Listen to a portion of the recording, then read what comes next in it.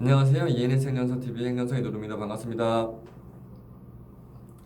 자, 오늘 영상은 바로 이 실 사례를 기본으로 해가지고 이 베트남 분들이 항상은 아니고 많게 트러블이 생기는 바로 그 요소에 대해서 여러분들께 설명을 한번 드리고자 합니다. 어떤 신부가 있었어요. 베트남 신부가 있었는데 베트남에서 너무 착하고 너무 예쁘고 정말 하나부터 열까지 쉽게 말하면 순종적인 그런 여자인 줄 알고 결혼을 했습니다. 비자가 나왔고 한국에 들어왔어요. 근데 오자마자 갑자기 세 가지를 요구를 하는 거예요. 저 아르바이트 하고 싶어요.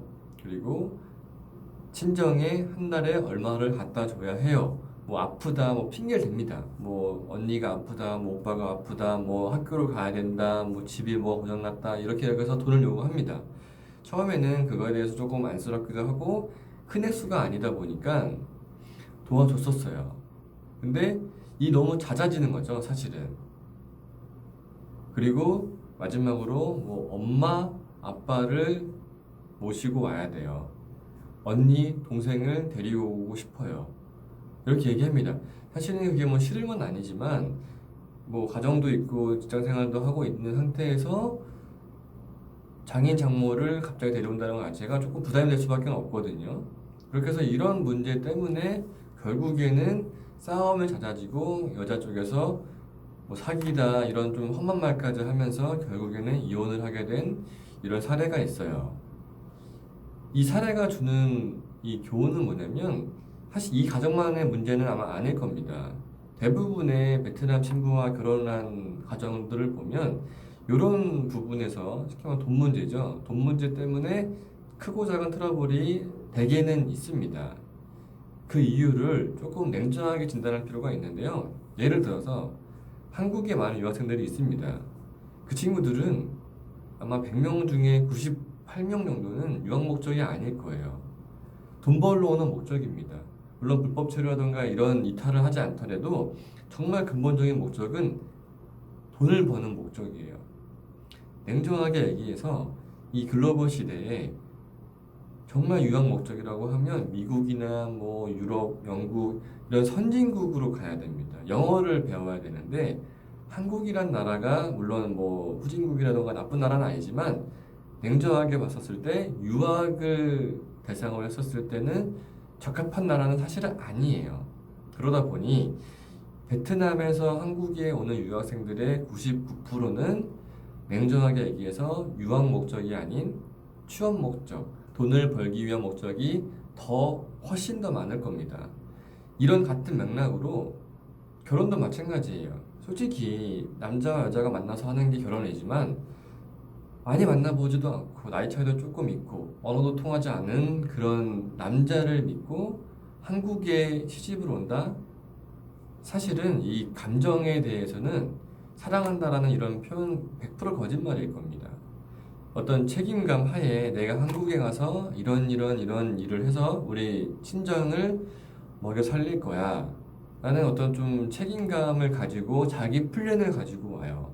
우리 가정은 어떻게 할 거야 라는 그런 플랜보다는 당연하게 나는 가서 얼마 이렇게 해서 뭐 아는 언니 친정에서 뭐 얼마 갖다 주는 언니 이런 사례들을 듣고 본인은 본인 나름의 계획을 할 겁니다. 그리고 나서 한국에 딱 왔는데 그런 계획이 하나하나 틀어지면 거기서 싸움이 나기도 하고요. 또 약간 문화적인 특징이 있는 게 은근히 베트남 사람들이 직설적이에요. 한국은 약간 좀 대면대면한 분위기도 조금 있고 약간 이제 표면상 이런 느낌이 있는데 베트남 사람들은 그런 게 의외로 없습니다. 필요하면 바로 앞에서 얘기하고 싫으면 바로 얘기를 합니다. 그래서 이런 작은 요소들이랑 그다음에 돈에 대한 개념 그리고 한국에 오는 목적에 대한 부분이 종합이 되면 싸움이 생기는 겁니다. 그래서 나 돈 얼마 갖다 주세요. 친정에 얼마 갖다 주세요. 그리고 저 아르바이트 해야 돼요. 마지막으로는 친정 엄마, 친정 아버지, 언니, 동생을 데려오고 싶어요. 사실 이런 경우 발생을 하면 저는 조언을 드리긴 해요. 사장님, 이런 부분 요소가 있습니다. 냉정하게 얘기했었을 때 너무 무리한 요구만 하지 않는다라고 하면 최대한 도와주세요. 그리고 미리 한번 얘기를 해주세요.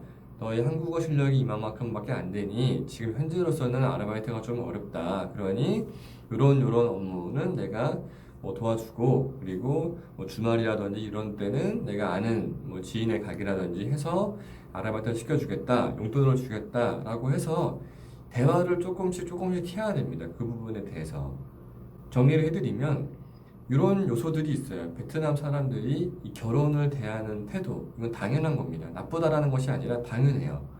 당연함을 인정을 하고 미리 얘기를 해야 됩니다. 너가 이런 부분에서 필요로 하지. 나는 이렇게 할 거니까 이렇게 따라하면 좋겠어. 라고 미리 대화가 되면 이 여자분도 그 부분에 대해서 더 마음이 편안해질 겁니다.